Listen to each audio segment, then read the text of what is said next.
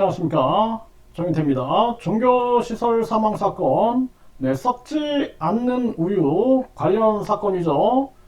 경기 양주경찰서는 이 관계자가 지병에 의한 합병증이다 라는 발언을 했다라는 것입니다. 이 부분에 대해서 한번 살펴보도록 하겠습니다. KBS 뉴스에서 보도를 했고요. 이 KBS 내용을 보게 되면은 이 종교시설에서 숨진 80대 남성 1차 소견은 지병에 의한 합병증이다. 이런 보도가 나왔어요. 그래서 이 부분을 살펴보게 되면은 이 교주가 이 종교시설에 이 교주가 운영하고 있는 이러한 기관에서 80대 남성이 사망을 했는데 1차 소견이 지병에 의한 합병증이다 이렇게 나왔다라는 것입니다. 경기도 양주경찰서 관계자는 국립과학수사연구원 부검 결과 지병에 의한 합병증으로 숨졌다는 1차 구두 소견이 나왔다 이렇게 밝혔다라는 것입니다.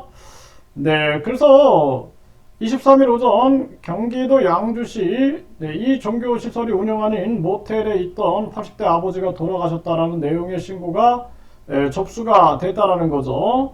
그래서 경찰은 사망한 80대 남성이 일반 우유에 교주의 스티커를 붙인 이 우유를 소량 마셨다는 진술을 바탕으로 사망 원인을 조사하고 있다라는 것입니다. 그리고 이 종교시설은 입장문을 내고 이 사건에서 등장한 이 썩지 않는 우유는 고인의 배우자가 드시기 위해 강남 소재 우유 판매 대리점에서 구매하는 것이라며 고인이 아닌 배우자만 드신 것으로 확인된다 이렇게 설명을 했다라는 것입니다. 처음 보도 내용하고 좀 많이 다른 입장이죠. 그래서 80대 고령이었던 고인은 입소 전부터 이미 노안으로 곡기를 끊고 식사를 전혀 하지 못하고 있었던 것으로 파악된다라고 덧붙였다라는 것입니다. 경찰은 해당 우유가 반입된 경위와 우유에 대한 구체적인 성분은 계속 파악할 예정이다 이렇게 보도가 나왔습니다. KBS 뉴스에서 보도를 했고요.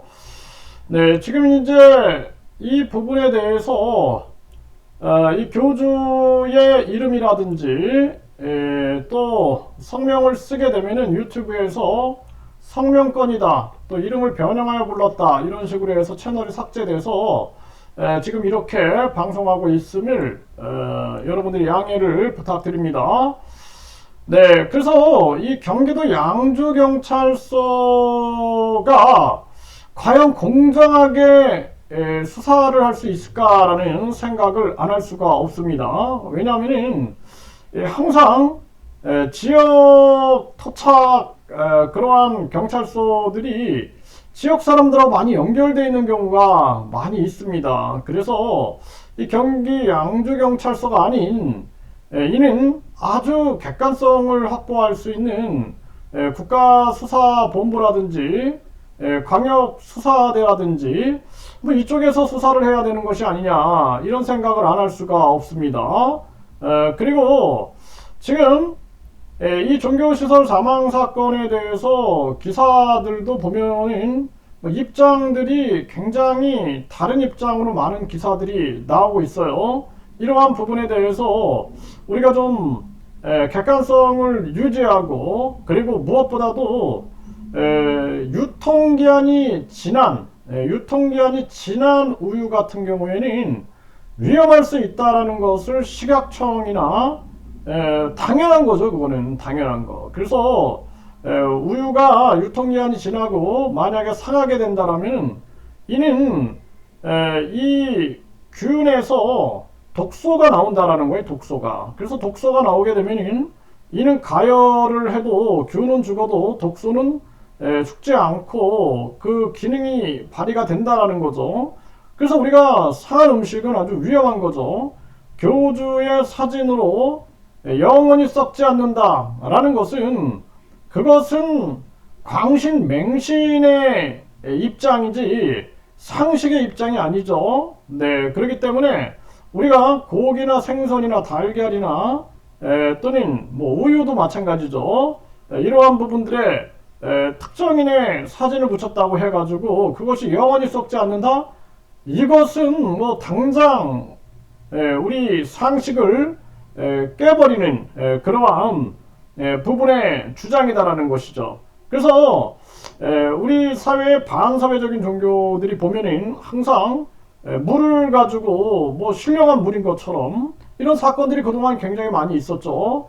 또 일본에서도 한 종교가 일반 물건을 특정한 영적인 효험이 있는 것처럼 해가지고 비싸게 팔다가 여러가지 사회적 물의를 일으켜가지고 종교 법인이 해산 청구에 들어간 그러한 정황이 있습니다. 그렇기 때문에 이러한 부분에 대해서 이번 기회에 모든 것을 명백하게 깨끗하게 밝혀야 된다. 그리고 과학자들도 그렇고 식품 관련자들, 의학 관련자들도 냉철한 판단을 내려가지고 이 문제에 대해서 뭐 당연히 이거는 피해자가 없어야 되는 거고, 대한민국 식약청은 유통기한이 지난 것을 먹어서는 안 된다라는 것을 입장을 명확하게 밝혀야 된다는 거예요.